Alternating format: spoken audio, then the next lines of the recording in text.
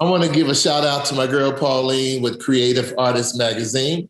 Number one, honey. Thank you. Thank you so much. That coming from the Godfather of Comedy. I appreciate you, Michael.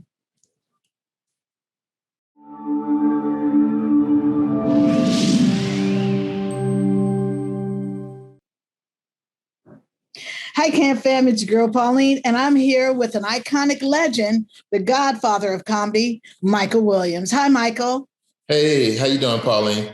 I'm doing well. Thank you for joining me today. Likewise. And I know that for the people who don't know you, shocking, but there may be a few of them out there. Can you give me a little background about yourself? Yeah, well, I guess for the 6 people in the world that don't know me, maybe 7. Okay. Back in 1985, I actually started the first organized effort to bring Black comedy to the mainstream. But more importantly, I decided that it would be a vehicle for the Black community to have a place where they could call their own, because during those times, the Black community was not invited as a group, anywhere across this country to come out for a night of comedy. And that was really the game changer once I started my business. It was really not so much exclusively for us, but it was really about us and only us. Anybody else was welcome, but my main emphasis was having a place for ourselves. Oh, wow. And this was over there in the Leimert Crenshaw area, correct? Yes, it was Leimert Park. Leimert Park, there we go. 43rd and Crenshaw? In that area, yeah. Okay. So I want people to definitely be able to find you. It's Michael E. Williams, correct? Correct. Okay. And then just on a personal note, what's that E for, if you care to share it? Eugene. Eugene. Oh, wow. Okay. So it's Michael Eugene Williams. Oh, correct. Okay.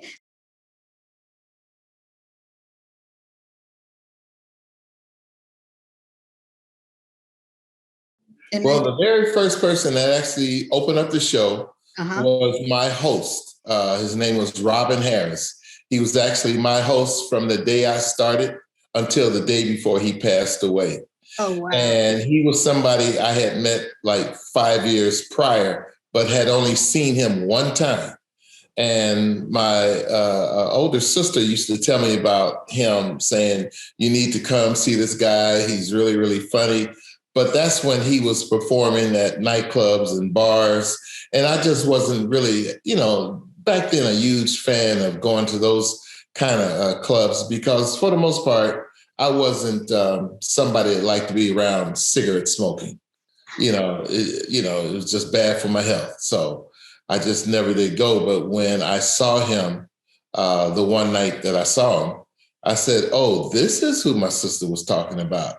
And that's when I realized, he was pretty good that night. It was something about him that made me never to forget him, because 5 years later, when I was opening up my club, it was between him and Paul Mooney that I wanted to be my host. Paul was more of a given because he was already connected to the entertainment industry and to Black Hollywood. But Robin was more of that cultural individual that I wanted. I wanted something that represented Black folks from basically before time to the present. And it was just something about that whole spiritual, ancestral vibe that I felt whenever I had thought about him, because I did think about him over the years, just wondering, what would it be like if somebody like he and Paul were on the stage at the same time. But that was really just a fleeting thought. And it wasn't until I realized I wanted to bring Black comedy to life that I thought about him and eventually made him my host. Oh, wow. Now, for those 7 people, again, who may not know some of this stuff, did Robin did he start the Bay-Based Kids? Because that's him, Bay-Based Kids, by the way, and look it up if you don't know. Bay-Based Kids in the medium of the comedy act theater? Or before that? The Bay-Based Kids routine evolved over time. Because there were moments when he would talk about dating women and going to their house and having bad kids, or just going out on dates with these women. And it got to the point where things were so fragmented, I could see where if he started to piece some of this material together, he could have a complete thought and routine. And that's when I really got into writing everything that I knew he would just say off the top of his head a lot of times, because for the most part, he just talked. And I knew it was something that just came out of his head at the moment. And I knew he more than likely wouldn't remember it. So I started to write down everything every week that I thought was funny to me. And eventually I had reams of paper of just notes and jokes that he told. And one day I said, hey, man, I need you to see something. And I showed him, and he said, damn, this is some good stuff. You trying to do comedy? I said, no, this is not for me. I said, this is what you say every week. He said, man, I'm using this stuff tonight. And so, in other words, I just understood that he was that one individual that just had so much in him that if I didn't personally capture it right then and there on paper, it would be lost, because it was just something that just popped out.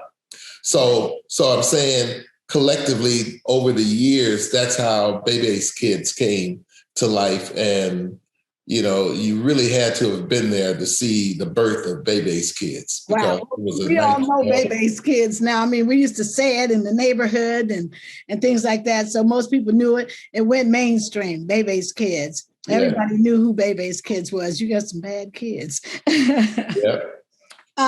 Now, the theater went through several transitions, and it went from 85 until when? 97. 97.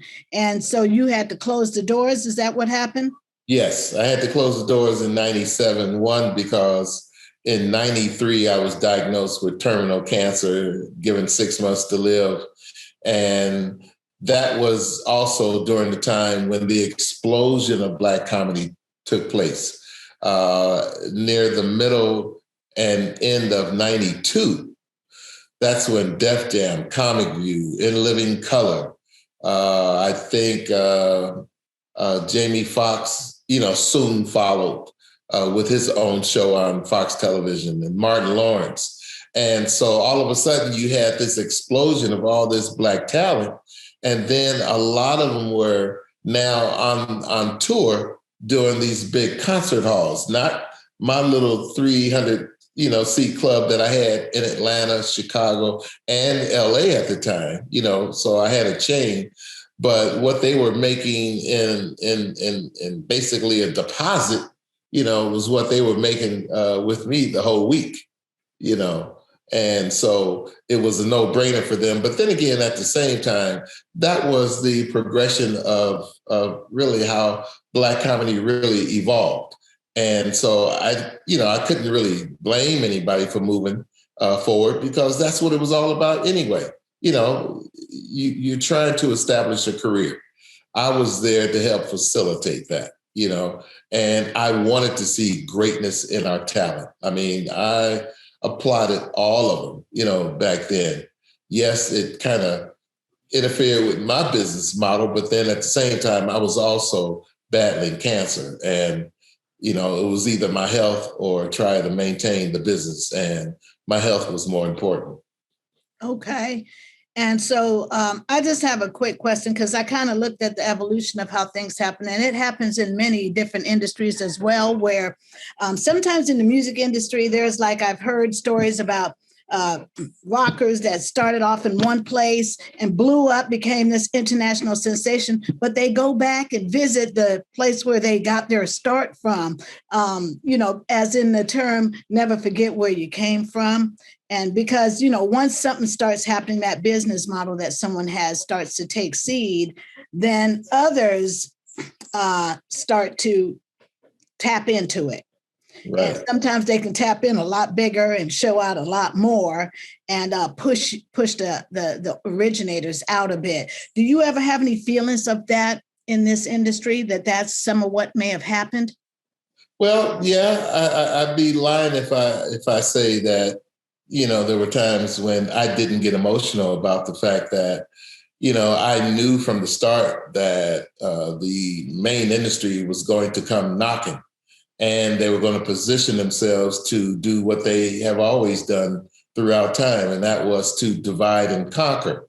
And they did really an excellent job of that, because as much as I tried to get, my folks to understand that they would be showing up one day just to do that, they still, in a way, just succumbed to the will of those other folks, because, I'll never forget the time when I heard one white agent say to Robin, just go tell him, just tell him, one day outside the club.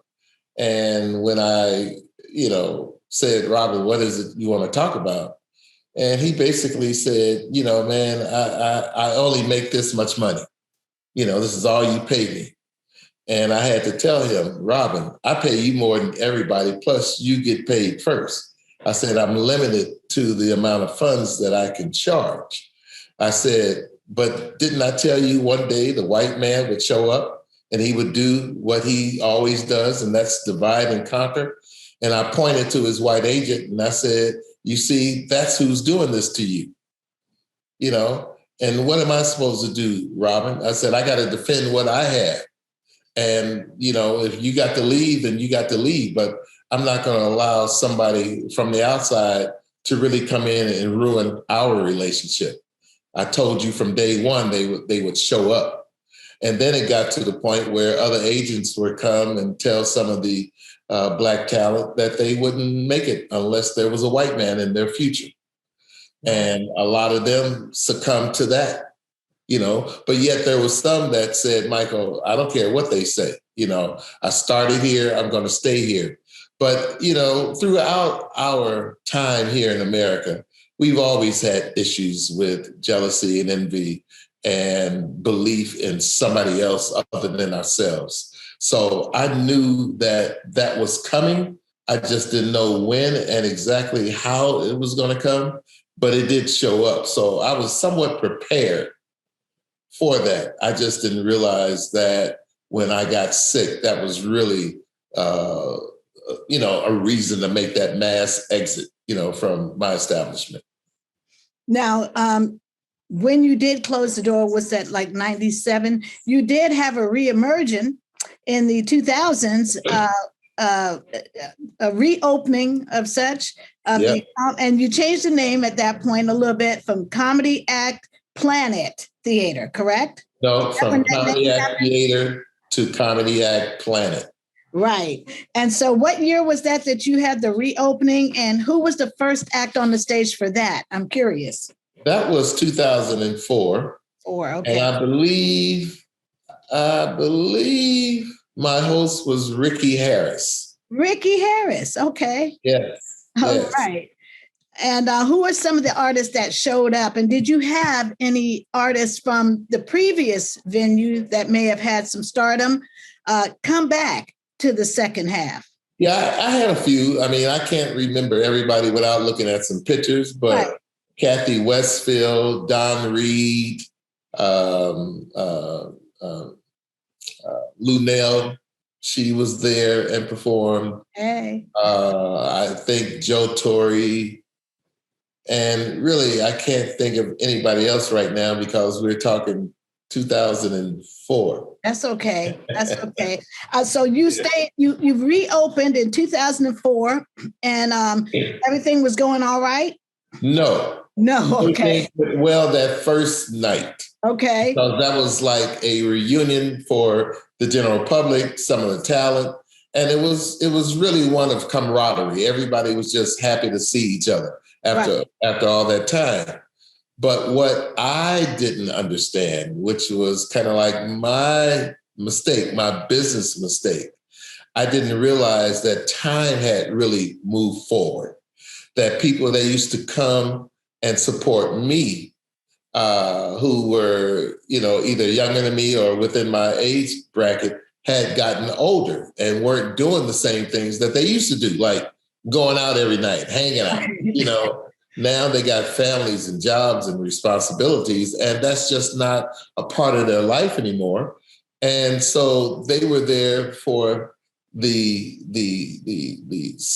shall I say, the sentimental gathering, but the following week it was empty. And that's when I realized that I was out of touch or had not really connected with the generation that was under me that now has replaced, basically who I used to be. And I needed to know those folks. And so I got on a little campaign to recruit, folks within that category. But by the time, it really, shall I say, I kept losing money. And I just realized that maybe this truly isn't the time, that maybe something else somewhere down the line would be better than just coming back, assuming that the magic would just bounce right back. So. Okay. Now, you and I did talk a little bit, and I'm curious to know about how did people when in the 80s, 90s, and even beyond that, how did you come to cast them? What was what did they need to show up and then end up on stage?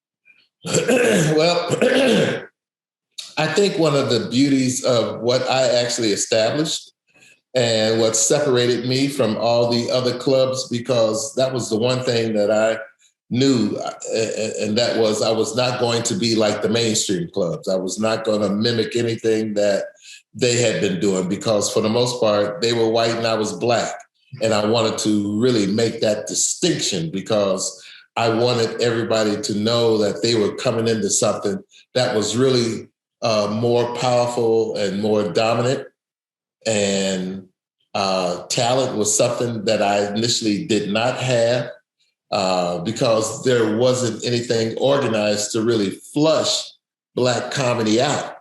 And so 2 weeks before I actually started my club, I held an audition, just to see if there was any Black comedians that would come out. And I had a total of 18 comedians show up for an audition. Okay. After the first two that auditioned, I said, hey, I'm going to stop you guys right here. I'm going to admit the truth. I lied to get you guys here. I said, I don't need to see any more auditions. I want you guys to know that I'm building you a home, because I went to, and I said, the Comedy Store one night for comedy, for laughter, but I didn't see any of you there. Why weren't you guys there? And that's when they went into really the stories of how horrible it was trying to perform at a white club, that you had to jump through hoops, that you had to be less Black, or could you tone it down, that they weren't really trying to bring in Black talent, because they weren't really trying to bring in, a Black audience, because they already had an audience, and they had, for the most part, the people that they wanted for their establishment. And that's when I said, they got theirs, now we're about to have ours, and we won't have to worry about them anymore. Matter of fact, I said, trust in me. I'm going to build this so strong that the domination of our willpower collectively will bring everybody to us, including those that said, no, we don't want to see you or don't want to have you participate. They will come. And did they come? Yes. They came in herds after a while. And you had a room full of celebrities that came through, their big giant names that came through. And that's part of the reason why you are known as the Godfather of Comedy.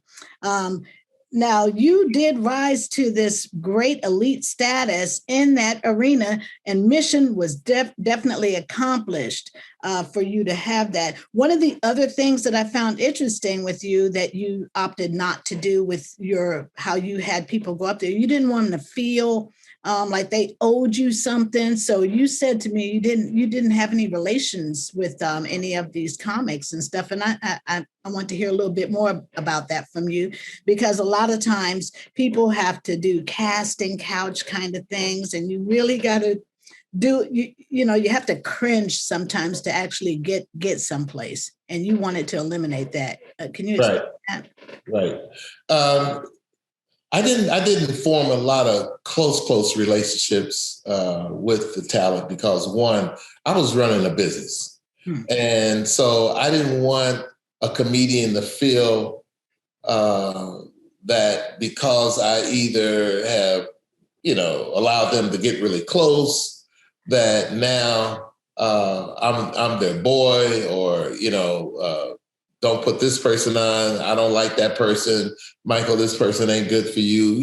I didn't want any of the trash, any of the negativity coming to me about somebody else. As far as I was concerned, everybody that was there was equal. I didn't care how long you've been doing comedy or how short you may have been doing it. You deserve to be on that stage. You deserve to really have a chance to keep fucking up till you got it right. But I wanted to really just run the business as a business. I didn't want, especially women, to feel that they had to owe me anything. I didn't want them to feel any pressure of thinking I might want to sleep with them, or they might have to flash me here and there, or whatever. I wanted every single individual to be basically a free thinking, open-minded, comfortable, stress-free talent. I didn't want somebody coming in there anticipating what they may or may not have to do. How can you be at your creative best if you got all this other stress and worry on your mind? That was the one thing that I really didn't want to have, because whenever they would go to the white clubs, in their mind, before coming there, they're wondering, will they let me on tonight? I didn't want those kind of issues with the talent that I have. I just wanted them to understand that they were human beings like any other human being in this world, and that there was a place for them that at will, at their free will, that they can come and get on stage. That's if we got room that night. But for the most part, they knew that that was not going to be an issue. It only became an issue really when the numbers of talent really started to grow. And so, now I got to book everybody. But at the same time, you still knew that if there was a little crack in the evening, you could still get on. Right. Oh, you know what? I commend you for that right there. That touched my heart to know that you women didn't have to come there and feel a certain this level of that annoying feeling that women oftentimes have to feel in order to advance themselves in a predominantly man's world. And that's what the comedy was for a while there. And it's still. I have to admit, there was a lot of temptation. But, I looked at myself as truly a man that knew the difference between how to run things and how not to run things. I took that same position with my audience.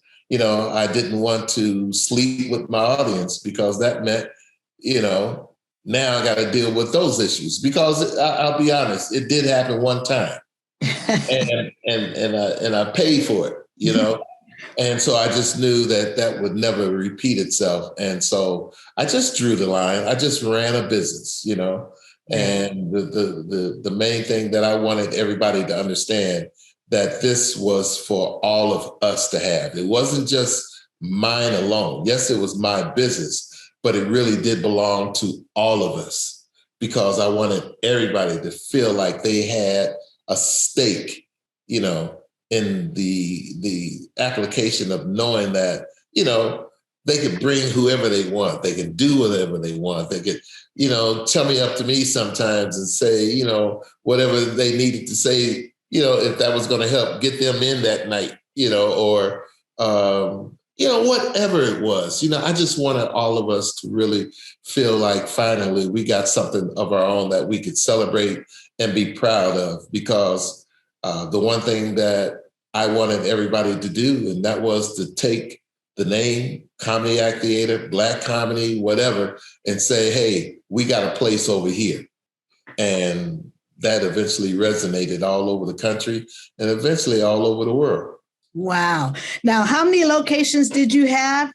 I had a total of 4. I started in Los Angeles in 85.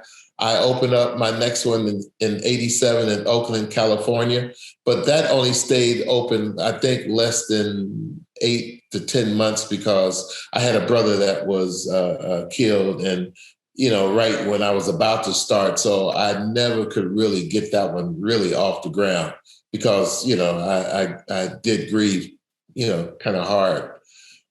And then in 1990, I opened up Atlanta. And then 92, I opened up Chicago. And then in 93, as I said earlier, I was diagnosed with terminal cancer. And Chicago stayed open maybe about a year. And then I had to close, Atlanta down in 94.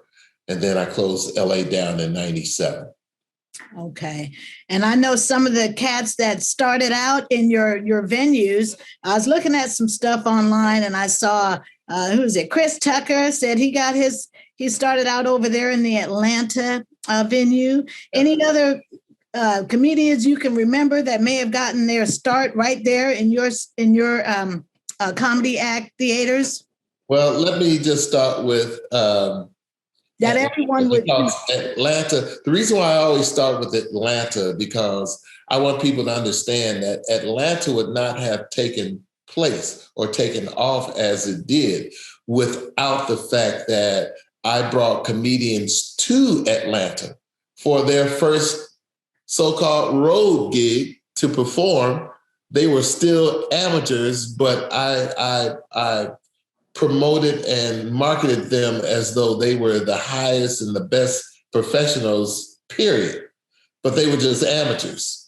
So the talent in Atlanta had benefited from these individuals.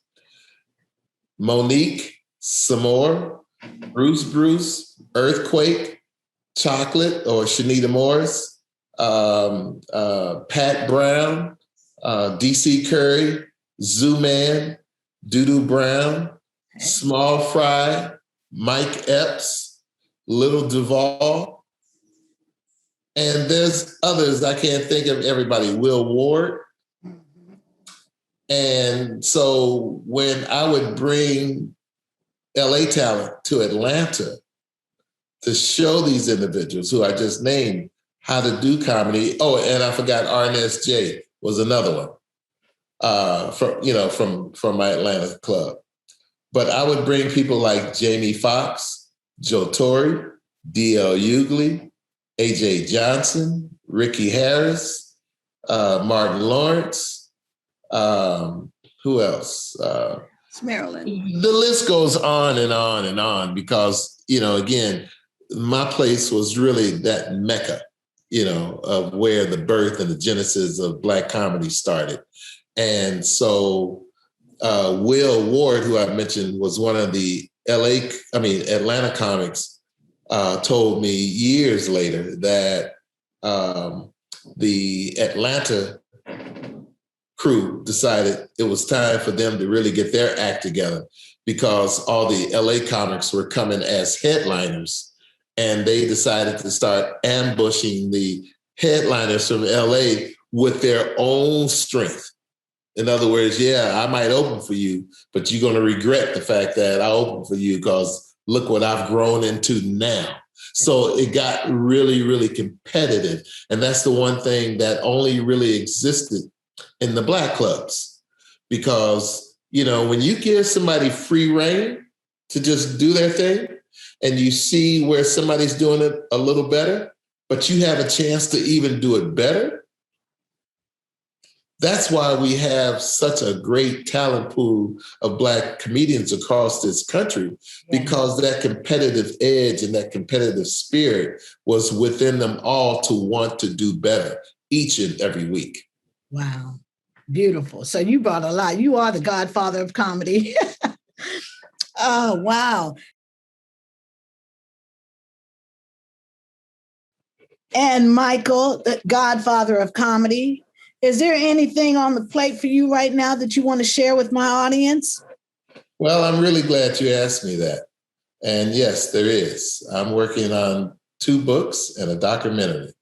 And the documentary is about really, just how Black comedy truly came to life and the whole genesis of what it was like from the moment that I simply said, what would it be like if it was all Black to really today, as it is today.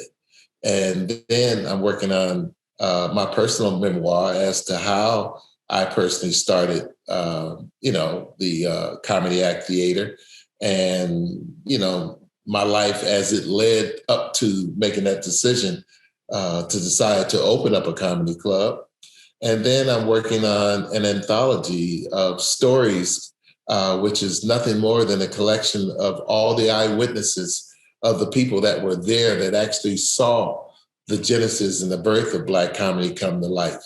And that is the one thing that I really feel really compelling to do because, again, the story of the Comedy Act is just not my story. It belongs to everybody that was there, everybody that knew that that was their place, their sanctuary, their church, and I just feel like they should have just as much as equal a voice in this as I do. And so I just want to, basically say anybody that's out there that want to contribute, reach out to me and we'll get you in. Awesome. So you heard that, everybody. You can reach out to Michael if you were part of this journey and you want to add to this documentary and this anthology book that he has here. We're going to put the information up on the descriptions, but you can go ahead and say it right now, which email they can reach out to you at, Michael. They can reach out to me, comedyactplanetweb at Gmail. That's comedyactplanetweb at gmail.com. Awesome. And I will have that also up on the screen. And so to all these comedian acts that took the stage of the Comedy Act Planet Theater or Comedy Act Theater, if they would please reach out to Michael and take part again in history. All right? All right. All right. Thank you so much again, Michael Williams, the Godfather of Comedy, here with us today. And we definitely appreciate your time. Thank you so much. Thank you, Pauline. You're welcome. All right.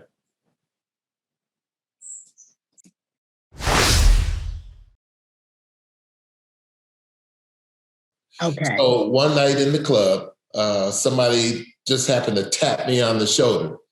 And when I turned around, it was a little short guy. And he said, hey, I'm a comedian from DC. I like to, perform on your stage. And I looked at my watch and I said, we don't have enough time. Come back tomorrow. The next night, I get a tap on my shoulder again. And I turn around. It's the same guy. And he says, I'm back. And I simply said to him, you're next.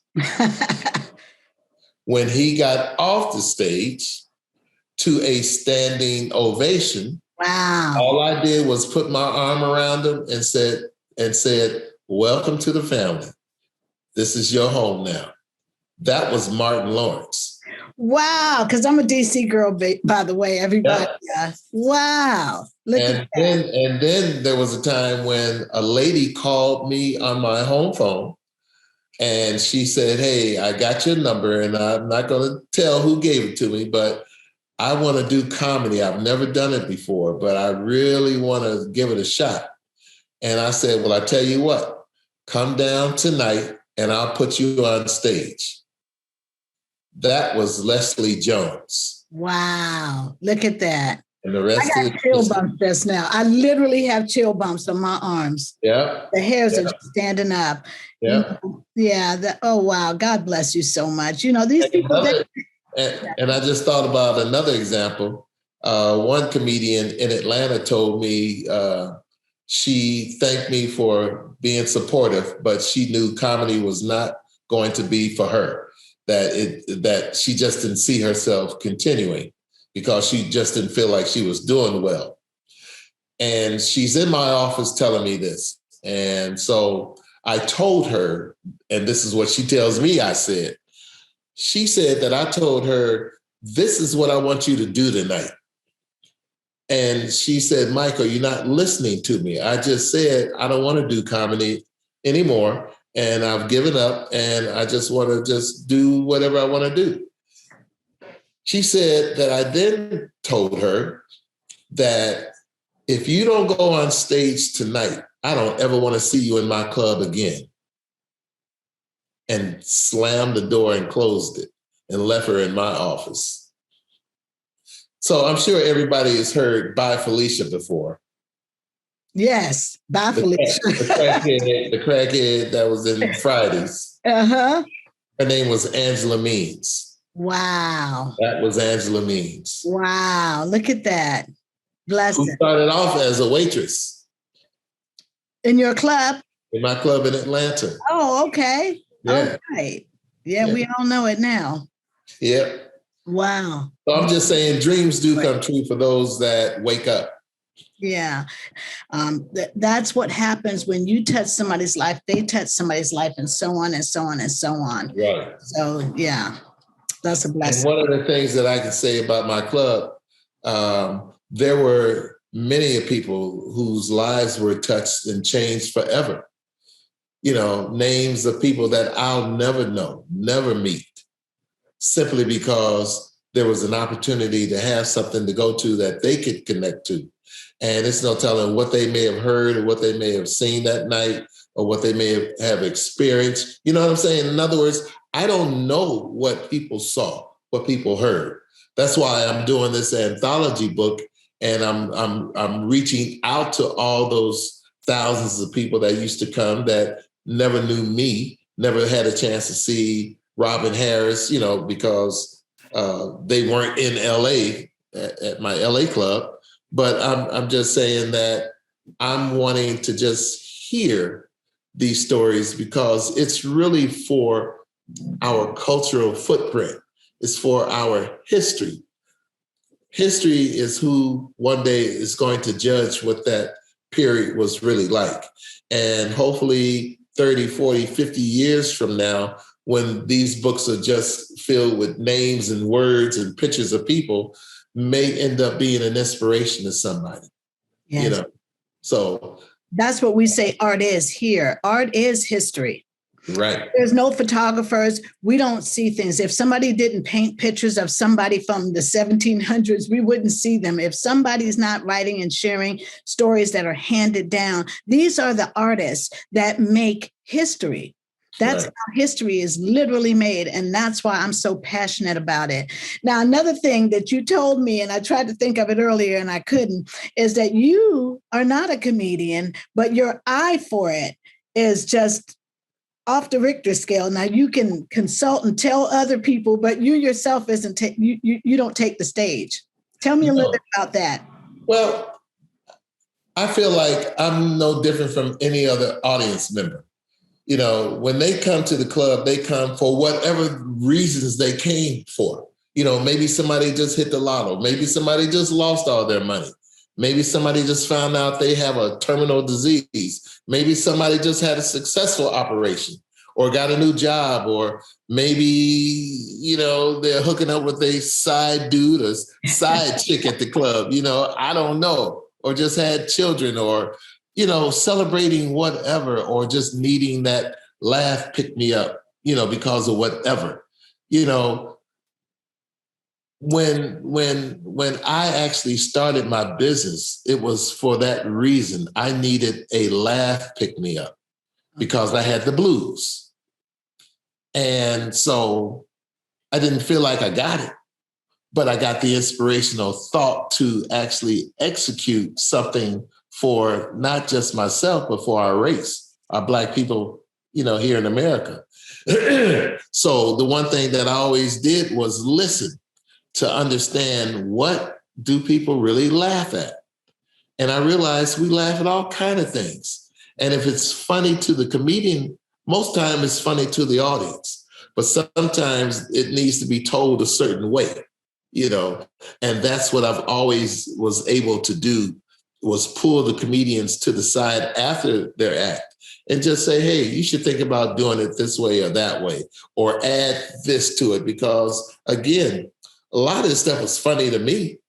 And, I had family members that were funny. I had friends that I grew up that were funny. And had we had the forethought back then, somebody to have started a club, there wouldn't have been a need for the Comedy Act. Meaning it took 1985 for somebody to actually start the first organized Black comedy club in the country, just for the sole purpose of growing talent and having a place for our people to actually say, this is our spot. Mm-hmm. So I'm saying things happen when they're supposed to happen. Yes. Yes. So you are not the comedian that made all these people that just embraced the laughter from other people and had that consulting eye to give them that vision. That's right. Beautiful. I really, really, really appreciate hearing that from somebody that you haven't taken the stage as a comedian ever, have you? There was only one time I actually got on stage, and that was one night.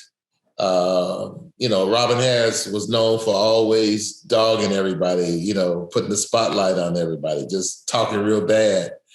And one night I decided I was going to ask the audience if they wanted to get in on something. So when Robin actually left the stage and went outside, I actually got on stage, interrupted the comedian by the name of John Hinton at the time.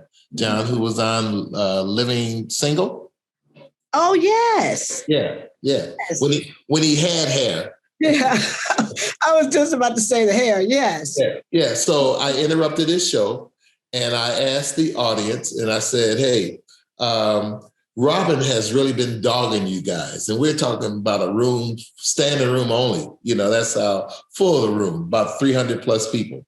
And I said, how would you guys like to get back at Robin? And everybody said, yeah, let's do something.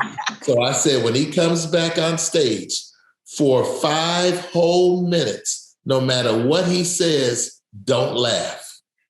And everybody started cracking up because they said, yeah, that'll get him. So when Robin came back and he took the mic, he said something and people chuckled. And you could kind of see in his face where it registered, damn, that was funny. It should have been a lot more than that. I'll hit him with this one. And when he told the next joke, dead silence. Now there's panic in his face. I mean, you could actually read the words, coming out of his brain, in his face. And so it's like, well, this one will really get him. And he told the next joke, nobody laughed. Wow. And that's when he blurted out and he said, fuck all y'all. I don't give a fuck if none of y'all laugh. Who told y'all not to laugh? And everybody pointed at me and he went off on me. He got me real good for about 30 minutes.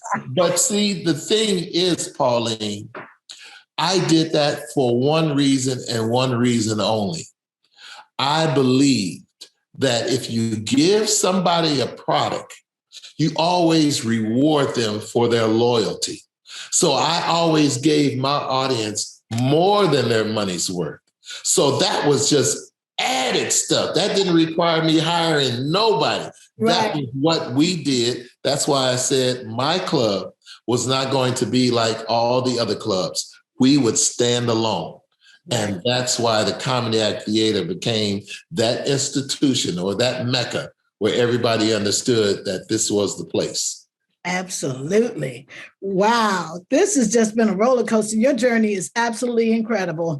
and there are thousands more stories in this, man, everybody. I can't wait to see the book, hear more about this, the documentary, the anthology. Anybody in the sound of my voice that's ever been part of this, visited there, been in the audience, been on stage, please contact Michael E. Williams and share your part of the journey. Thank you again, Michael. I appreciate your time so much, and I'm so proud to call you friend. Thank you. All right. Talk to you again. Talk to you soon. All right.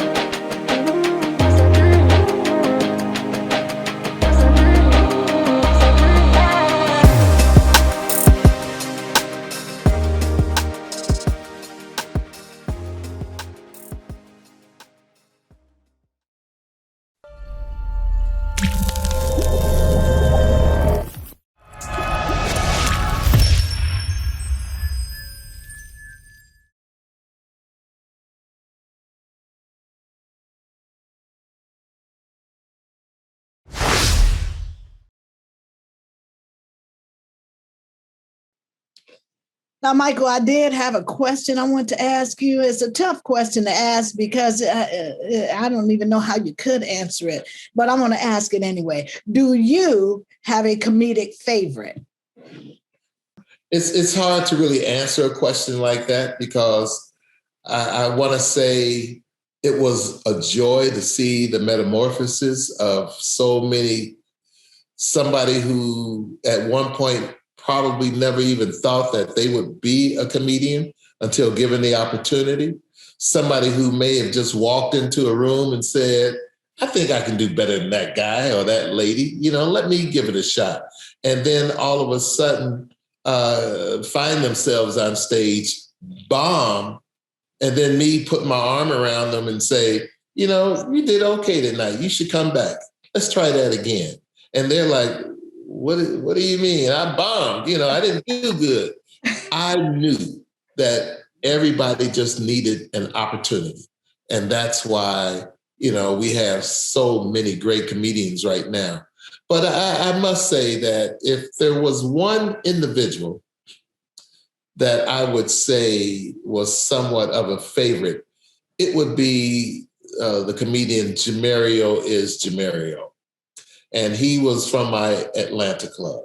And he was somebody who I thought at one point would never make it as a talent. But I always said, who am I to destroy somebody's dream?